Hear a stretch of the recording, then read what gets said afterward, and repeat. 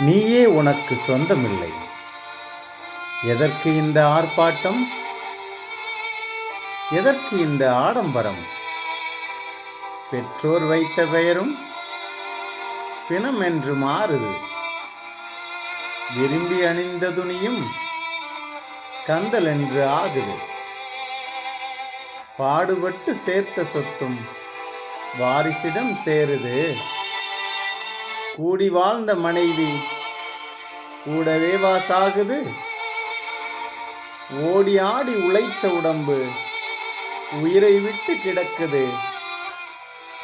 உயிர் கொடுப்பேன் என்றதெல்லாம் ஊமையாக நிற்குது. சொந்தமென்று சொல்வதெல்லாம் உனக்கு சொந்தமில்லை.